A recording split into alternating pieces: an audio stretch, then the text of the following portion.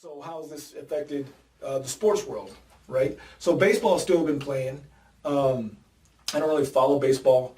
Some of my friends do, but baseball's been playing for a while. And from what I understand, when it gets to the point of, I guess, World Series, when it gets to that point, it's going to be like in the bubble environment, which is what the NBA has been doing, right? They have their own bubble there in Florida at Disney World. I think it's Disney World that's in Florida, Disneyland's in California.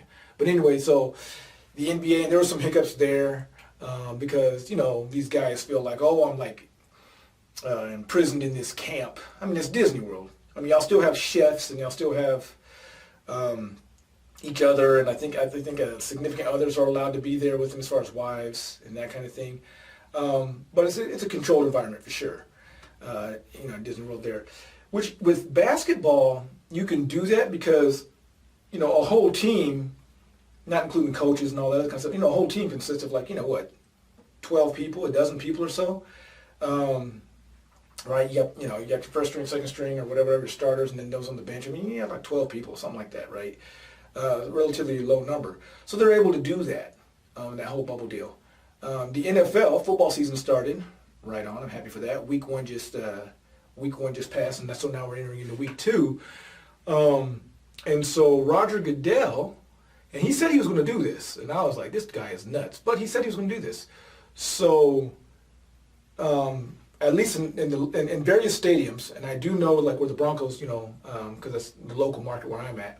Here in Colorado, the Broncos at the stadium, they're going to, starting in week two, they're going to start selling tickets in various sections of the stadium.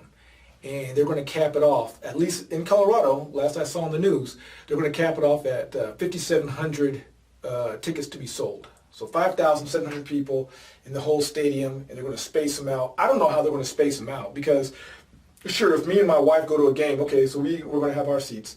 So is that to say that you're not going to sell seats next to us for a couple seats, in front of us, behind us, diagonally, cat or corner? Like, how's that going to work? So, which, look, they could do, because a stadium, you know, depending on where you're at, stadium holds anywhere from 55,000 to 90,000, right? Just depending on which stadium you're at. Like if you're at a smaller stadium, like Arrowhead, it's going to hold considerably less. Obviously, if you're in a bigger stadium, like where the Cowboys play, AT&T, or the New Vegas Stadium there for the Raiders, it's going to be on the, you know, it's going to be considerably more.